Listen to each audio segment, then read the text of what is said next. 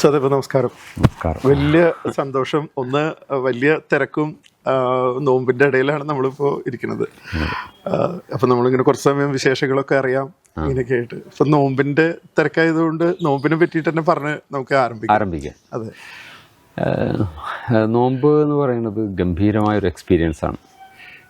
എന്ന് പറഞ്ഞാൽ പല എല്ലാ മതങ്ങളിലും നോമ്പുണ്ട് വ്യത്യസ്തങ്ങളായ രീതിയിൽ. പക്ഷേ ഇസ്ലാമിൻ്റെ നോമ്പ് കുറച്ചുകൂടി കഠിനവ്രതം എന്നൊക്കെ നമ്മൾ പറയില്ല. എന്ന് പറഞ്ഞാൽ പ്രഭാതം മുതൽ പ്രദോഷം വരെ അന്നപാനീയങ്ങൾ പൂർണ്ണമായി ഉപേക്ഷിക്കണം. അപ്പോൾ ഇതൊരു വലിയൊരു എക്സ്പീരിയൻസ് ആണ്. എന്നാൽ യഥാർത്ഥത്തിൽ ഈ പാനീയവും ഭക്ഷണവും ഉപേക്ഷിക്കുക എന്നതുകൊണ്ട് കാര്യമില്ല എന്ന് റസൂൽ പറയുന്നുണ്ട്. അഥവാ മല്ലം യത് ഖൗലസ്സൂരി വലാമലബി ഫലൈസലില്ലാഹി ഹാജത്തുൻ. നിങ്ങൾ ചീത്ത വാക്കും പ്രവൃത്തിയൊന്നും ഉപേക്ഷിക്കാൻ തയ്യാറില്ലെങ്കിൽ നിങ്ങളുടെ ഈ കപടമായ ഈ ഒരു കാട്ടിക്കൂട്ടൽ കൊണ്ട് കാര്യമില്ല എന്ന് പ്രവാചകൻ. ഈ ഭക്ഷണം ഉപേക്ഷിക്കുന്നത് പോലും ഒരു കപടതയായിട്ടാണ്. കേവലം നിങ്ങൾ ഭക്ഷണം ഉപേക്ഷിക്കുന്നു, വെള്ളം കഴിക്കുന്നില്ല, പക്ഷേ സ്വഭാവത്തിൽ ഒരു ചേഞ്ചും വരുന്നില്ല. അപ്പോൾ അടിസ്ഥാനപരമായി ഏത് കർമ്മത്തിൻ്റെയും ഒരു സോൾ എന്ന് പറയുന്നത് സെൽഫ് സാൽവേഷനാണ്. ആ സാൽവേഷൻ നടക്കുന്നില്ലെങ്കിൽ, ആ അർത്ഥത്തിലുള്ള ഒരു ക്ലീനിങ് നടക്കുന്നില്ലെങ്കിൽ അത് കേവലം ഒരു ബാഹ്യമായ ഒരു ചടങ്ങ്. ആ ചടങ്ങിൽ ഇസ്ലാമിൽ ഇപ്പോൾ നമസ്കാരമായാലും, ഇപ്പോൾ നമസ്കാരത്തെക്കുറിച്ച് പോലും ഖുർആൻ പറയുന്നത് ഫവൈലുൽ മുസല്ലീൻ, നമസ്കരിക്കുന്നവർക്കാണ് സർവനാശം. കാരണം അല്ലദീനഹും അൻ സ്വലാത്തിഹിം സാഹൂൻ, എന്താണ് അവൻ ചെയ്യുന്നതെന്ന് അറിയുന്നില്ല. അവനിങ്ങനെ ഒരു ചടങ്ങ് ചെയ്തുകൊണ്ടിരിക്കുന്നു. യഥാർത്ഥത്തിൽ ഇന്ന സ്വലാത്ത തൻഹ അനിൽ ഫഹ്ശാഇ വൽ മുൻകർ, നമസ്കാരം വഴി വൃത്തികേടിൽ നിന്ന്, മ്ലേച്ഛതകളിൽ നിന്ന് നിന്നെ സംസ്കരിക്കും എന്നാണ് ഖുർആൻ പറയുന്നത്. അപ്പോൾ ഈ നോമ്പനുഷ്ഠിക്കുക വഴി സംഭവിക്കുന്ന ഒരു വലിയൊരു അത്ഭുതം എന്താണെന്ന് വെച്ച് കഴിഞ്ഞാൽ, പട്ടിണി കിടക്കുന്നവരുടെ വേദന മനസ്സിലാക്കാൻ പറ്റും. വെള്ളം കിട്ടാത്തവരുടെ ദാഹത്തിൻ്റെ വേദന മനസ്സിലാക്കാൻ സാധിക്കും. അപ്പോൾ ആ അർത്ഥത്തിലുള്ള തന്നാൽ കരകയറേണ്ടവരേറെ പേർ താഴത്തു പാഴ്ചേറിൽ അമർന്നിരിക്കെ താൻ ഒറ്റയ്ക്കു ബ്രഹ്മപദം കൊതിക്കും തപോനിധിക്കെന്തു ചാരിതാർത്ഥ്യം. അപ്പോൾ യഥാർത്ഥത്തിൽ ഈ മാനവരാശിയെ മുഴുവൻ ഓർക്കാനുള്ള ഒരു എക്സ്പീരിയൻസ് ആണ് യഥാർത്ഥം നോമ്പെന്ന് പറയുന്നത്. രണ്ട് തരത്തിലല്ലേ. ഒന്ന് സെൽഫ് ഒരു റിഫൈൻ ചെയ്യുന്നൊരു അനുഭവവും, ഒന്ന് ലോകത്തെ തിരിച്ചറിയാനും ലോകത്തിന്റെ വിഷമം കാണാനൊക്കെയുള്ള ഒരു സമയം. ഒരേ സമയം രണ്ട് പ്രോസസ്സ് നടക്കുന്നത്. ഈ ആത്മീയമായ ഒരു കരുത്ത്, അതിൻ്റെ കൂട്ടത്തിൽ ഈ ആത്മീയമായ വളർച്ചയോടൊപ്പം ഒരു അത്ഭുതം സംഭവിക്കുന്നത് ഈ ഫാസ്റ്റിംഗ് എന്ന് പറയുന്നത്.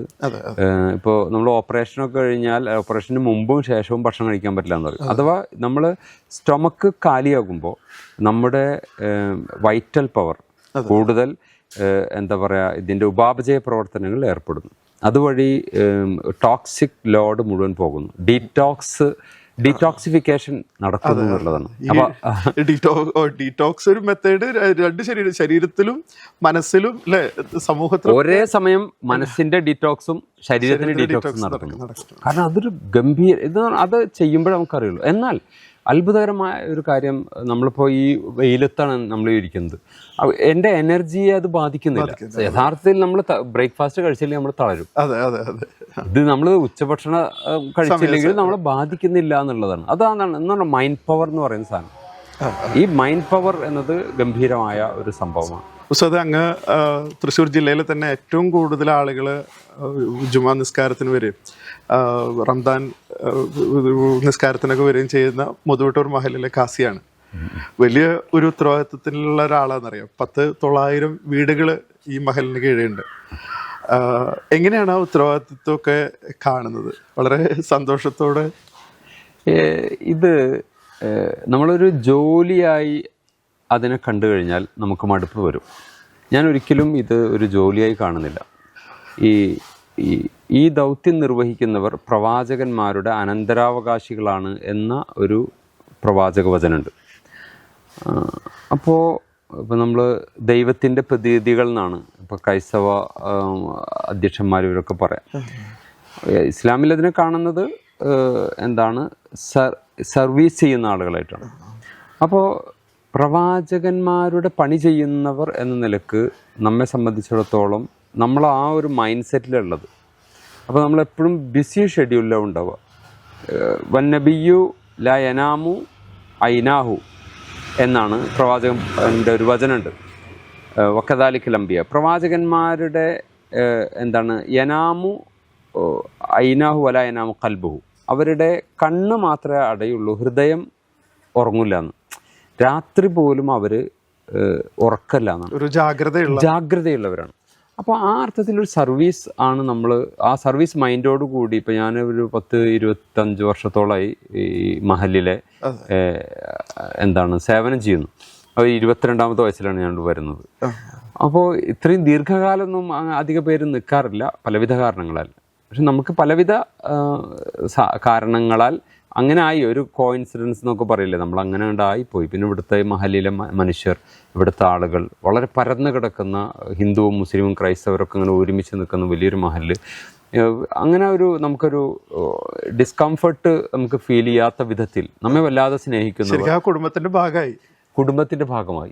ഞാൻ ഇവിടെ തന്നെ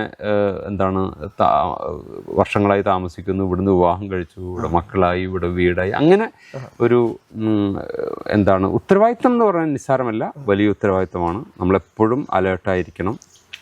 മരണം, കല്യാണങ്ങൾ വരും, അതുപോലെ തന്നെ നമസ്കാരം, അത്തരം കാര്യങ്ങളിലൊക്കെ ജാഗ്രത പാലിക്കണം. ഇപ്പോൾ ഈദ്ഗാഹ്, ഇവിടെ ഏറ്റവും വലിയ ഈദ്ഗാഹാണ് ഇവിടെ നടക്കുക. ഇവിടുത്തെ പെരുന്നാളിന് ധാരാളം ആളുകൾ, പിന്നെ സാധാരണ മഹല്ലുകളിൽ അവിടെയുള്ളവർ മാത്രമാണ്, ആ ഇടവകയിലെ ആൾക്കാരെ വരിക. ഈ മഹലിനൊരു പ്രത്യേകത, ചുറ്റുവട്ടത്തു നിന്ന് ധാരാളം ആളുകൾ ഇവിടെ വരും. വാടാനപ്പള്ളി മുതൽ കൊരഞ്ഞൂര്, കുന്നംകുളം, ഈവൻ ചൂണ്ടൽ, ആ ഭാഗങ്ങളിൽ നിന്ന് വരെ ഇവിടെ തറാവീഹ് നമസ്കാരത്തിന് വരും. എന്തുകൊണ്ടാണ് വരുന്നത് വെച്ച് കഴിഞ്ഞാൽ, ഇവിടുത്തെ ഒരു അറ്റ്മോസ്ഫിയർ, പിന്നെ പൊതുവെ സംഘടനാപരമായ തർക്കങ്ങളോ കാര്യങ്ങളോ ഒന്നുമില്ലാതെ എല്ലാവരെയും ഉൾക്കൊള്ളാവുന്ന ആ ഇൻക്ലൂസീവ്നെസ് ഇവിടെ ഉണ്ട് എന്നുള്ളതാണ് അതിൻ്റെ ഒരു പ്രത്യേകത. നേരത്തെ പറഞ്ഞതുപോലെ ഒരു കുടുംബത്തിൻ്റെ ഒരു ഫീലിംഗ് വരുന്നവർക്കും കിട്ടുന്നു എന്നുള്ളതാണ്. തീർച്ചയായിട്ടും അവർ പറയാറുള്ളത്. ഇപ്പം ഇന്നലെ ഞാനൊരു മെസ്സേജ് വായിച്ചു. ആ മെസ്സേജിൽ പറയുന്നത് എല്ലാ വർഷവും റമദാനിൽ ഇവിടെ വരാറുണ്ട്, ഇവിടുത്തെ പ്രസൻറ്റേഷനും ഇവിടുത്തെ ഒരു ഫീലും അത് ഭയങ്കര മിസ്സിങ് ആണ് ഇപ്പോൾ അത് വരുന്നത്. ഹറമിൽ നിന്ന് ഇറങ്ങുമ്പോൾ എന്ന് പറഞ്ഞാൽ മക്കയാണല്ലോ നമ്മുടെ ഏറ്റവും വലിയ മുസ്ലിങ്ങളുടെ കേന്ദ്രം. അപ്പോൾ അവിടെ റമദാനിലെ നമസ്കാരം കഴിഞ്ഞ് ഇറങ്ങുമ്പോൾ കിട്ടുന്ന അതേ ഒരു ഫീല്, അതേ ഒരു വൈബ് ഇവിടെ ലഭിക്കുന്നുവെന്ന് അനുഭവസ്ഥർ പറയാറുണ്ട്. അപ്പോൾ അത് അങ്ങനെ പോകുന്നു. ഇതൊക്കെ ഓരോ നിമിത്തമാണ്. നമ്മളൊക്കെ ഈ പറഞ്ഞതുപോലെ വളരെ ദുർബലരാണ്. നമ്മൾ ആ അർത്ഥത്തിൽ മൈൻഡ് പവർ ഉള്ളവരോ ആ അർത്ഥത്തിൽ വലിയ ജ്ഞാനികളോ ഒന്നുമല്ല, വളരെ സാധാരണ കാരിൽപ്പെട്ട ആളാണ് നമ്മളൊക്കെ. പക്ഷേ ഇങ്ങനെയൊക്കെ നമ്മളെ പടച്ചവൻ നിമിത്തമായി സ്വീകരിച്ചു. അപ്പോൾ ആ നിമിത്തം നമ്മൾ അംഗീകരിക്കുന്നു, ഉൾക്കൊള്ളുന്നു, പരമാവധി ആ വിഷയത്തിൽ സൂക്ഷ്മത പാലിക്കാൻ ശ്രമിക്കുന്നു.